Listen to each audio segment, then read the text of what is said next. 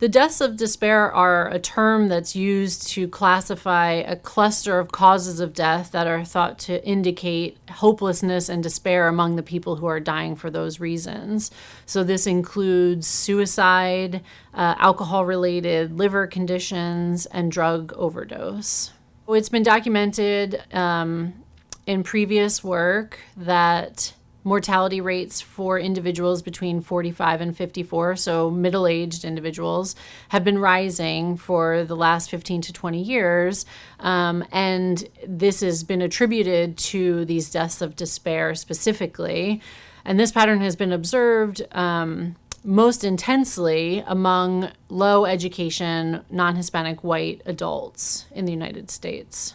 What we wanted to look at in our study was whether behaviors and mental health problems that would be predictive of these causes of death, so things like heavy drinking, substance use, suicidal thoughts, and depressive symptoms, were rising among a younger cohort of individuals. So not those who are yet in their middle age, but who are starting to progress towards middle age. What we discovered was that these patterns of despair are indeed rising as individuals have aged into their 30s. So heavy drinking follows this pattern of sort of peaking in the early 20s and then declining as individuals age across their 20s.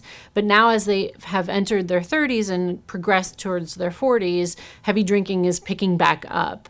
But what was really interesting is that this pattern wasn't just isolated to low education non-Hispanic whites, but that it's a more generalized pattern of increasing despair across the cohort. So regardless of race, ethnicity, or educational level, or even geographic location, levels of despair have been increasing among this young adult cohort. I think our findings are concerning because they indicate that levels of despair are rising across this cohort. And if we think that despair is really responsible for the previously documented increases in mortality, then we might expect that as this cohort ages, they will also experience elevated mortality risk, but in a more generalized pattern. So not just restricted to low education whites, but more broadly, regardless of race, ethnicity, education level, or geographic location.